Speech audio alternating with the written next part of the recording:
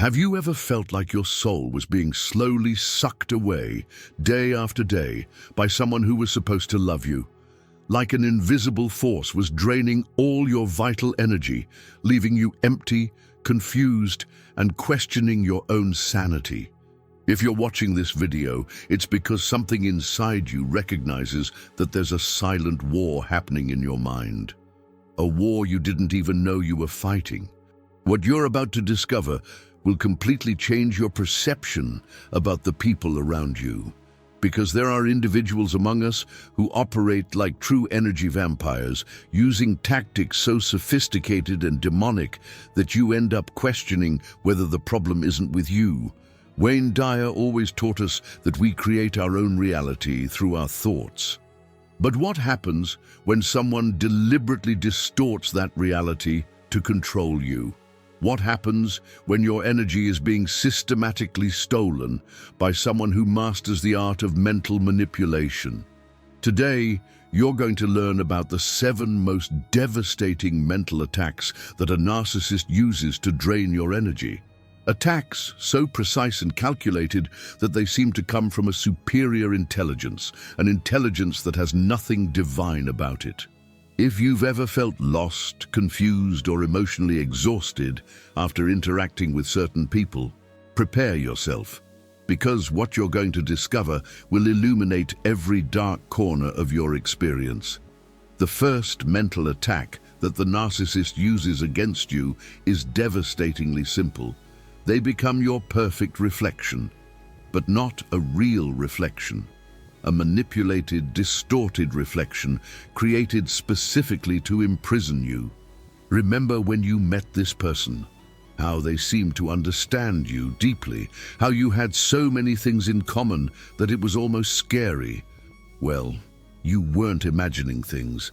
They really were mirroring you, but not out of love or genuine connection. The narcissist studies you like a predator studies its prey. They observe your tastes, your fears, your dreams, your insecurities. They catalog every piece of information as if it were data for a military operation. And then they transform themselves into the person you always wanted to meet. Wayne Dyer spoke about the importance of knowing our true essence. But the narcissist uses this natural human search against you. They present themselves as your soulmate, your perfect match, the person who finally understands you. But here's what happens. While you're opening up, being vulnerable and authentic, they're collecting ammunition. Every secret you share, every weakness you reveal, every dream you confess, all of this becomes a weapon in their hands. The distorted mirror works because it touches our deepest need for connection. We humans long to be seen, understood, accepted, and the narcissist exploits this sacred need in a diabolical way. When they get this information, something dark happens. The mirror breaks. Suddenly, the person who seemed to know you so well starts using everything they learned about you against you. Your insecurities become jokes. Your fears become threats. Your dreams become ammunition to ridicule you. The cruelest part is that they do this gradually. It's not a frontal attack, it's a slow erosion of your self-esteem, a calculated deconstruction of the person you believed yourself to be. Tell me in the comments, what city are you watching from? Because regardless of where you are, if you recognize this pattern, you're not alone in this experience. But prepare yourself, because the next attack is even more insidious. The second mental attack of the narcissist is to turn your mind into a maze with no exit. They do this through a diabolical technique called purposeful confusion, a psychological weapon that leaves you lost in your own consciousness. Have you ever tried to have a simple conversation with a narcissist about a real problem? What should be a 5-minute discussion turns into a 3-hour mental torture session, and in the end, you come out more confused than when you went in. They are masters at turning black into white, yes into no, and concrete facts into fog. When you point out a specific behavior of theirs, they neither deny nor confirm. Instead, they create a web of contradictions so complex that you begin to question your own memory. "I never said that. You're interpreting it wrong. That's not how it happened. You're being dramatic. Why do you always twist everything?" These phrases become the soundtrack of your life. Wayne Dyer taught us about the importance of mental clarity to create our reality. But the narcissist does the opposite. They deliberately destroy your clarity. They pollute your mind with doubts, contradictions, and alternative versions of reality. Their goal is not to solve problems or improve the relationship. The goal is to leave you so mentally exhausted that you simply give up questioning anything. It's a form of control through confusion. Imagine trying to get out of a maze where the walls change places with every step you take. That's exactly what happens in your mind when you try to confront a narcissist. They constantly move the walls of the conversation, changing the focus, altering the facts, creating new problems to distract from the original problem. They use techniques like circling around the subject without ever getting to the point, bringing up past issues that have nothing to do with the present, making you explain yourself repeatedly about obvious things, constantly questioning your memory and perception, changing their tone of voice and expressions to confuse your emotions. The result? You come out of these conversations feeling like you've been fighting ghosts, mentally drained, emotionally frustrated, and spiritually emptied. But wait until you discover how they use your own words against you in a way that will shock you. The third mental attack is the most sinister of all. They feed on your emotions like vampires feed on blood, except instead of sucking your physical life, they drain your emotional essence until you become a ghost version of who you used to be. The narcissist has a supernatural ability to provoke intense emotional reactions in you. They know exactly which buttons to push to take you out of your center, out of your inner peace that Wayne Dyer taught us so much to preserve. They do this through calculated provocations, a seemingly innocent criticism about your appearance, a sarcastic comment about your dreams, a cruel comparison with other people, small attacks that in isolation might seem insignificant, but that together form a campaign of psychological terror. What makes this even more diabolical is that they make sure to provoke you in moments when you're most vulnerable. When you're sick, stressed, going through difficulties, it's exactly in these moments that they attack with the most force. Why? Because intense emotions are pure energy, and the narcissist is an energy parasite that needs this energy to survive. They can't generate their own emotional energy in a healthy way, so they steal yours. When you explode with anger, they feel vitalized. When you cry from frustration, they secretly delight. When you beg for understanding, they experience a sensation of power that feeds them for days. The cruelest part is that after provoking you until you lose control, they play the victim. "Why are you yelling at me? I don't deserve to be treated like this. You're being abusive." Suddenly, you who were attacked become the aggressor. This diabolical inversion makes you question your own sanity. You begin to believe that you really are a bad person, uncontrolled, problematic. And the more you believe this, the more emotional energy you produce, energy that they consume avidly. The cycle becomes vicious. They provoke, you react, they victimize themselves, you blame yourself, produce more negative emotion. They feed on this energy, and it all starts over again. It's like you're in a macabre dance where every step you take strengthens them and weakens you simultaneously. But what comes next will show you how they turn your own mind against you. The fourth mental attack is a performance so convincing it deserves an Oscar: the victim theater. The narcissist transforms into the greatest sufferer in the history of humanity, and somehow all the problems in the world, including those they themselves caused, become your fault.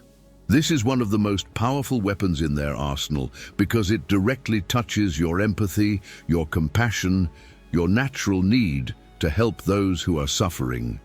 Wayne Dyer always reminded us of the importance of compassion, but the narcissist perverts this virtue and uses it as a manipulation tool. They tell dramatic stories about how everyone has mistreated them: the terrible ex-wife, the incomprehensible boss, the ungrateful children, the traitorous friends. According to them, they are the only innocent ones in a world full of bad people. And guess what? Now you've also become one of these bad people. When you try to confront them about their destructive behavior, they don't take responsibility. Instead, they throw themselves into the role of misunderstood victim. After everything I do for you, nobody really loves me. I always end up being the villain. Everyone abandons me. And the most diabolical thing is how they mix real tears with calculated manipulation. They cry, and the crying might even be genuine. But it's not crying from repentance or desire to change. It's crying from self-pity, from frustration at not being able to control you the way they want. They turn every conversation about responsibility into a therapy session where you become the unpaid therapist, trying to comfort them instead of solving the real problem. Your energy turns entirely to taking care of their feelings, while your own feelings are completely ignored. And here's the dirtiest trick. They make you feel guilty for having feelings. I'm going through so much, and you still come to demand things from me? Can't you see I'm already suffering? Why can't you be more understanding? Suddenly, you who were hurt, disrespected, or ignored find yourself apologizing to the one who hurt you. You who had a legitimate complaint find yourself consoling the one who should be asking for your forgiveness. This theater is so convincing that even intelligent and experienced people fall into this trap repeatedly, because our human nature inclines us to protect those who seem vulnerable, even when that vulnerability is a calculated performance. But wait until you discover how they use silence as a weapon of mass destruction. The fifth mental attack is the most psychologically cruel: the cold treatment. The narcissist punishes you with absence, turning silence into a torture weapon that cuts deeper than any scream or argument.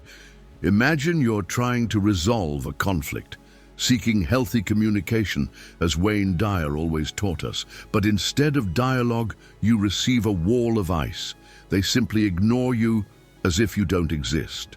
They don't respond to your questions, don't acknowledge your presence, act as if you were invisible. This silence is not the wise silence of meditation or reflection. It's a silence loaded with hostility, contempt, and punishment. It's a silence that screams, "You're not even worth a word from me." The cold treatment is especially devastating because it touches our most primitive fears of abandonment and rejection. We, as social beings, interpret hostile silence as a threat to our own existence. It's as if they're saying, "To me, you're dead."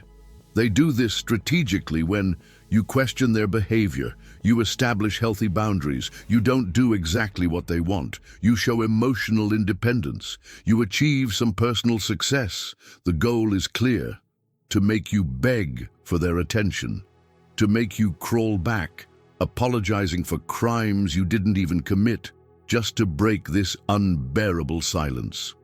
During the cold treatment, they might act normally with other people in front of you, respond to messages from others, but ignore yours, participate in group conversations, but deliberately exclude you, talk about you in third person even when you're present, give exaggerated attention to other people to provoke jealousy. The most perverse thing is that when you finally explode or beg for attention, they act like you're crazy. "What are you talking about? I was just thinking, why are you being so dramatic?" This denial of reality, when you know you were deliberately ignored, is a subtle form of gaslighting that makes you question your own perception.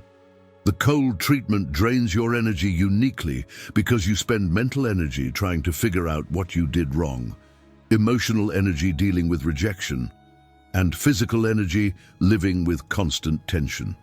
It's like living in a war zone where the enemy uses silent weapons. You know you're under attack, but you can't point exactly where the shot is coming from. Prepare to discover how they turn your personal victories into reasons for war. The sixth mental attack reveals the darkest face of the narcissist. They can't celebrate your victories. In fact, every success of yours is interpreted as a personal attack against them, triggering a sabotage campaign that can destroy even your most important achievements. Wayne Dyer taught us that people who truly love us celebrate our growth and success. But the narcissist sees your success as a direct threat to their fragile ego. For them, there's only a limited amount of success in the world. And if you're shining, it means there's less light left for them. This manifests in subtle but devastating ways. When you get a promotion at work, instead of celebrating, they find flaws. I hope you won't get stressed. This kind of work destroys families. Are you sure you're prepared for so much responsibility? When you lose weight or improve your appearance, they make poisonous comments. Be careful not to overdo it. You're becoming obsessive. I prefer how you were before. Or worse yet, they start bringing sweets and tempting foods home. When you develop a new friendship or hobby, they turn it into a problem. You're changing. We don't have time together anymore. These people are a bad influence. The goal is to isolate you from any source of joy that doesn't come from them. The most diabolical thing is how they sabotage your moments of happiness with surgical precision. On your graduation day, they pick a fight. During your birthday party, they create drama. On the eve of an important interview, they provoke an argument that leaves you emotionally drained.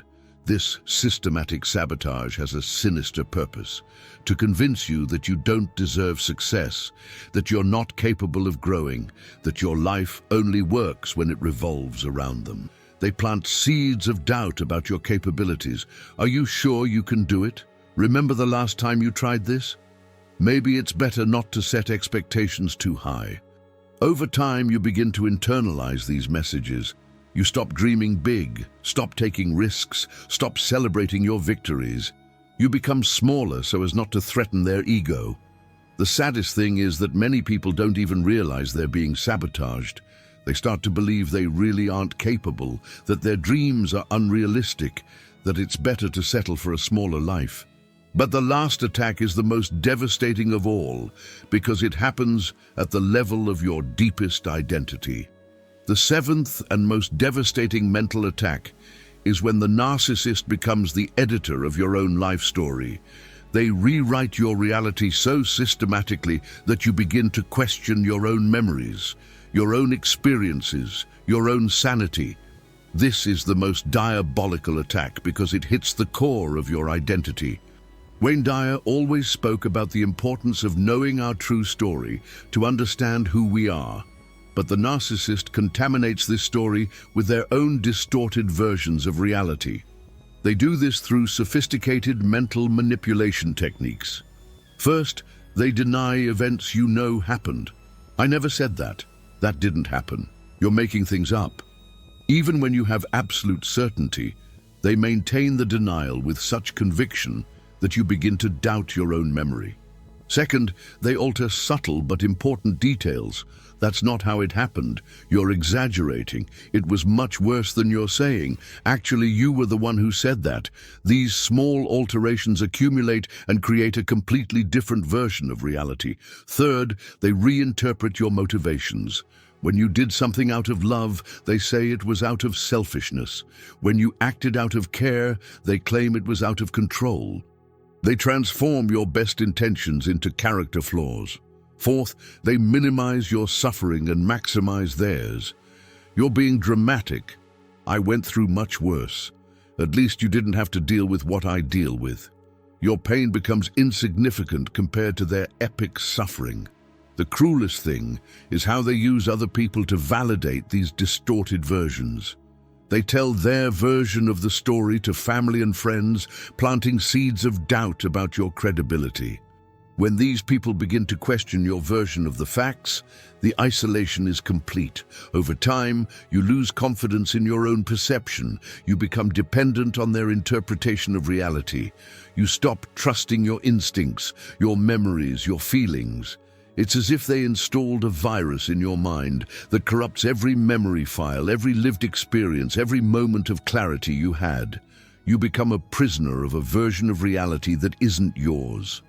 This systematic rewriting of history is perhaps the most serious crime a narcissist commits because it steals from you something sacred, the right to own your own life experience. But now that you know all these attacks, it's time to discover how to protect yourself. Now that you know the 7 demonic mental attacks of the narcissist, the moment has come to discover how to protect yourself, because knowledge without action is just entertainment, and your life is worth much more than that. The first step for your protection is what Wayne Dyer called awakening of consciousness. You need to accept a difficult truth. It's not possible to change a narcissist. They won't get better because you love more, because you're more patient, because you try harder. Real change only comes from within, and they simply don't have that capacity. The second step is to develop what I call emotional immunity. Just as you can get vaccinated against physical diseases, you can protect yourself against psychological attacks. This means documenting reality. Keep a diary of events. When they deny something that happened, you'll have your own recorded version. Your memory isn't failing, they're lying. Establishing clear boundaries. I won't tolerate yelling. I won't accept insults. I won't argue when you're being disrespectful. And most importantly, enforce these boundaries. Cultivating your own truth. Meditate, reflect, reconnect with your values. The stronger your connection to your inner truth, the harder it will be for them to distort your reality. The third step is to build an external support network. The narcissist tries to isolate you because healthy people serve as reality checkers. When you have friends who really know you, it becomes harder to believe the lies about who you are. The fourth step, and perhaps the most important, is to develop self-compassion. You're not to blame for falling into these traps. Narcissists are specialized predators who study their victims meticulously. Being manipulated by them isn't a sign of weakness. It's a sign that you have beautiful human qualities that they exploited. The fifth step is to accept that some relationships are too toxic to be saved. Wayne Dyer taught us about forgiveness. But forgiveness doesn't mean accepting continuous abuse. You can forgive and still protect yourself. You can have compassion and still maintain distance. The sixth step is to seek professional help. If you recognized several of these attacks in your life, consider therapy. A professional can help you rebuild your self-esteem and develop stronger protection tools. Remember, your energy is sacred. Your peace of mind is a treasure. Your reality is yours. If you've made it this far, something powerful has already happened inside you. The veil of confusion has begun to lift. The mental fog is dissipating. You're seeing your situation with a clarity you may not have had for a long time. Recognizing these mental attacks is the first step to your liberation. Every pattern you identified is a chain that breaks. Every manipulation you understand is a spell that loses power over you. Wayne Dyer always reminded us that we have the power to choose our thoughts, our reactions, our destiny. But to exercise this power, we first need to recognize when it's being stolen from us. You're not crazy. You're not being dramatic. You're not imagining things. If these mental attacks sounded familiar, it's because you lived this reality. Your experience is valid, your suffering is real, and your strength to survive all of this is extraordinary. Maybe for a long time you felt alone in this experience. Maybe you thought you were the only one going through this, but look at the comments on this video. See how many people are sharing similar stories. You're part of a community of survivors, brave people who chose to wake up instead of continuing to sleep. Your healing journey begins now. It won't be easy. Unlearning years of mental conditioning never is. But every day, you choose your own truth. Instead of accepting another person's distorted version, you become stronger. Remember, you deserve relationships where your energy is honored, not drained. You deserve people who celebrate your growth, not sabotage your success. You deserve to have your reality respected, not distorted. If this video helped you see your situation with more clarity, share it with someone who also needs to hear this message. Sometimes, being the person who illuminates the path for another lost soul is part of our own healing. Subscribe to the channel for more content that will help you recover your inner strength. And always remember, your freedom is waiting for you. The first step is recognizing that you have the right to seek it. You are stronger than you imagine. Your liberation journey begins now.